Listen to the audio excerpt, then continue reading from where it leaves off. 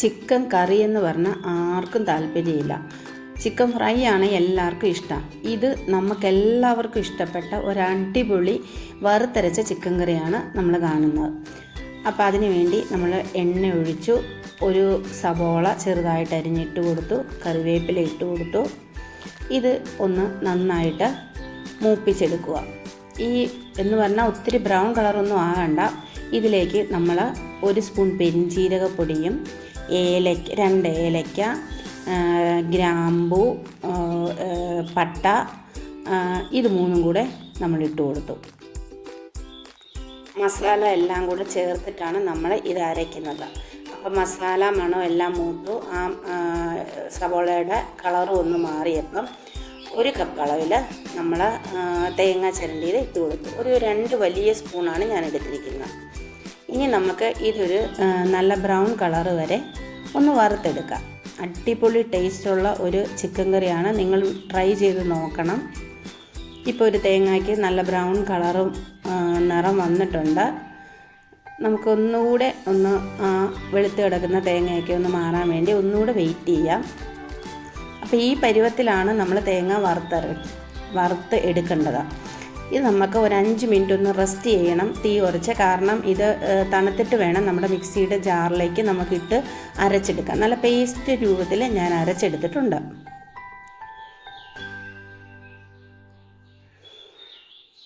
ഇനി നമ്മൾ 1/2 കിലോ ചിക്കനാണ് എടുത്തിരിക്കുന്നത്. നിങ്ങൾക്ക് ഇഷ്ടമുള്ള വലിപ്പത്തിൽ നിങ്ങൾക്ക് എടുക്കാം. ഞാൻ ഈ വലിപ്പത്തിലാണ് എടുത്തിരിക്കുന്നത്. 1/2 കിലോ ചിക്കൻ എല്ലോട് കൂടിയതാണ് എടുത്തിരിക്കുന്നത്. അതിന് വേണ്ടി ഞാനൊരു കടായി വെച്ച് കൊടുത്തിട്ടുണ്ട്. അതിലേക്ക് ആവശ്യത്തിനുള്ള എണ്ണയും ഞാൻ ഒഴിച്ചു കൊടുത്തു.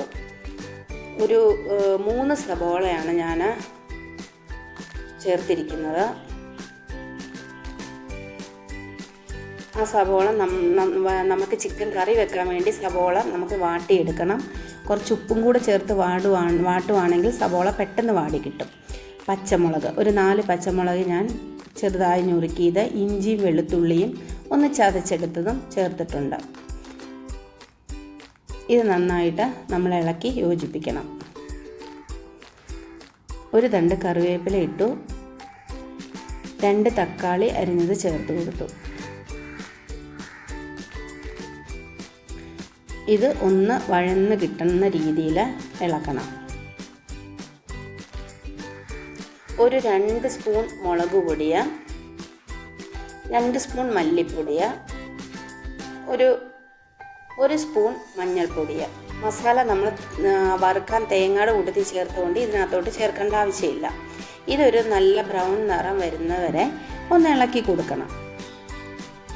നമുക്ക് വേണമെങ്കിൽ കുറച്ച് എണ്ണയും കൂടെ ഒഴിച്ച് നമുക്ക് ഇളക്കാം. ഞാനിപ്പോൾ എണ്ണ ആദ്യം നന്നായിട്ട് ചേർത്തുകൊണ്ട് ഇത് മതിയായിരിക്കും.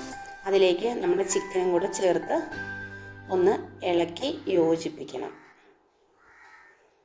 അപ്പോൾ ഇളക്കി യോജിപ്പിച്ചു. ഇനി ഇതിലേക്ക് നമുക്ക് വെള്ളമാണ് ചേർക്കേണ്ടത്. അപ്പം ഒരു വലിയ കപ്പ് അളവിൽ വെള്ളം ചേർത്ത് കൊടുക്കണം. ഞാൻ കുക്കറിലല്ല വെക്കുന്നത്, അതുകൊണ്ടാണ് ഞാൻ അത്രയും വെള്ളം ചേർക്കുന്നത്. കാരണം ഈ ചിക്കനിൽ നിന്നുള്ള വെള്ളവും ഈ വെള്ളവും കൂടെ കൂടുമ്പോൾ എനിക്ക് ഈ ചിക്കൻ വെന്ത് കിട്ടാനുള്ള വെള്ളമാകും. ഇനി നമുക്ക് നന്നായിട്ട് തീയൊന്ന് കൂട്ടി നമുക്ക് ഉപ്പും കൂടെ ആവശ്യത്തിന് ഉപ്പ് ഇല്ലയെന്നുണ്ടെങ്കിൽ ഇച്ചിരി കൂടെ ഉപ്പിട്ട് കൊടുക്കണം. എന്നിട്ട് നമുക്കൊന്ന് മൂടി വെച്ച് നല്ല തിള വന്നു കഴിയുമ്പോൾ നമുക്ക് തീയൊന്ന് ലോ ഫ്ലെയിമിലേക്കാക്കാം.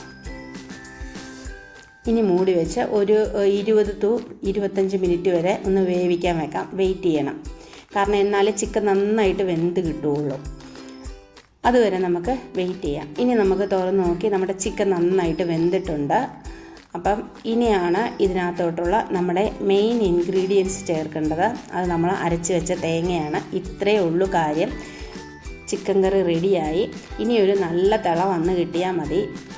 ഇപ്പം നല്ല ഒത്തിരി ചാറൊന്നും ഇല്ല, നല്ല കുറുകിയ കറിയാണ്, നല്ല ടേസ്റ്റാണ്. നിങ്ങളൊന്ന് ഉണ്ടാക്കി നോക്കണം. പിന്നെ നിങ്ങൾക്ക് കറി ഇഷ്ടപ്പെടും. അപ്പം ഇഷ്ടമാണെങ്കിൽ നിങ്ങൾ സബ്സ്ക്രൈബ് ചെയ്യണം, ലൈക്ക് ചെയ്യണം, ഷെയർ ചെയ്യണം, സപ്പോർട്ട് ചെയ്യണം. ഈ കറി ഉണ്ടാക്കിയിട്ട് എനിക്ക് മെസ്സേജ് ഫീഡ്ബാക്ക് അറിയിക്കണം.